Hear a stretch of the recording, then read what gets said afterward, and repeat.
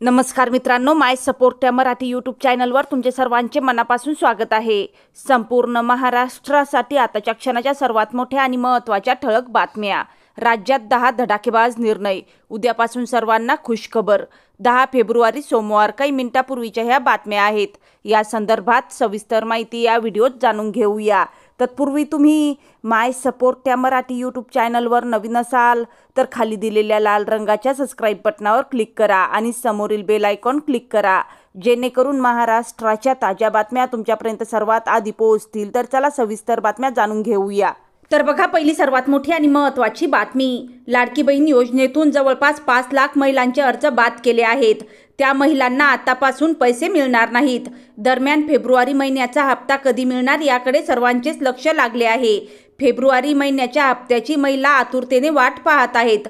मात्र फेब्रुवारीचा हप्ता कधी येणार याबाबत कोणतीही अपडेट समोर आली नाही, परंतु या महिन्यात हप्ता 25 फेब्रुवारीपर्यंत येऊ शकतो। फेब्रुवारी महिन्याच्या शेवटच्या आठवड्यात हा हप्ता येऊ शकतो। मागील 3 महिन्यांपासून हा शेवटच्या आठवड्यात हप्ता येत आहे, त्यामुळे या महिन्यात देखील तेव्हाच हप्ता महिलांना मिळेल अशी माहिती समोर आली आहे। त्यानंतरची सर्वात मोठी आणि महत्त्वाची बातमी बघा, अन्नधान्य वितरणाची प्रक्रिया पारदर्शक व्हावी व लाभार्थ्यांनाच रेशन धान्याचा लाभ मिळावा यासाठी रेशन कार्डमधील प्रत्येक लाभार्थ्यांची ई-KYC करणे महत्त्वाचे आहे व यासाठी पुरवठा विभागाने 28 फेब्रुवारीपर्यंत चौथ्यांदा मुदतवाढ दिली आहे। या अवधीत ई-KYC न केल्यास संबंधित रेशन कार्ड धारकांचे नाव शिधापत्रिकेतून कमी करण्यात येऊन त्यांचा रेशन पुरवठा बंद होणार आहे। त्यानंतरची सर्वात मोठी आणि महत्त्वाची बातमी बघा, महाराष्ट्र शासनाने छत्रपती संभाजीनगर, अमरावती विभाग तसेच नागपूर विभागातील वर्धा जिल्ह्यातील APL म्हणजेच केशरी कार्ड धारक शेतकऱ्यांसाठी अन्नधान्याऐवजी थेट रोख रक्कम हस्तांतरण योजनेस मान्यता दिली आहे। या योजनेअंतर्गत लाभार्थी शेतकऱ्यांना त्यांच्या आधार लिंक असलेल्या बँक खात्यात थेट आर्थिक मदत मिळणार आहे। त्यानंतरची सर्वात मोठी आणि महत्त्वाची बातमी बघा, महायुती सरकारच्या महत्त्वाकांक्षी लाडकी बहीण योजनेवरून सध्या जोरदार चर्चा सुरू आहे। लाडकी बहीण योजनेच्या निकषामुळे 5 लाख महिला अपात्र ठरणार आहेत। यावरून विरोधकांनी महायुती सरकारवर टीका केली आहे। आतापर्यंत लाडकी बहीण योजनेत 7 हप्ते वितरित करण्यात आले आहेत, मात्र आता सरकारने निकषात न बसणाऱ्यांना अपात्र करण्याचा निर्णय घेतल्यानंतर अनेक महिलांनी आपले अर्ज मागे घेतले आहेत।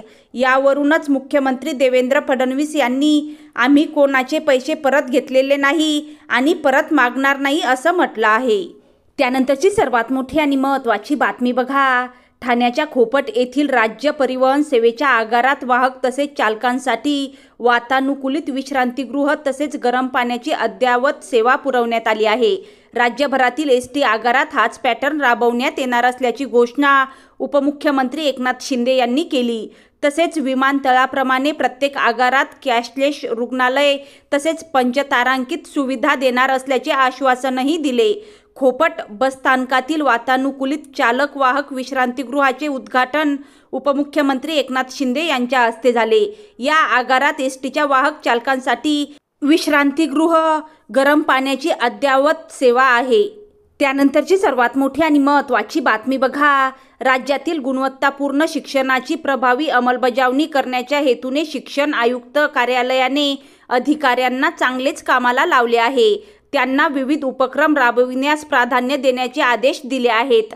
या अनुषंगाने राज्यातील सर्व शिक्षण संचालक, अध्यक्ष, विभागीय उपसंचालक, प्राथमिक व माध्यमिक शिक्षणाधिकारी, डायट, प्राचार्य यांच्यासह अन्य अधिकाऱ्यांनी शाळांना वेळोवेळी भेटी देण्याचे बंधन घालण्यात आले आहे।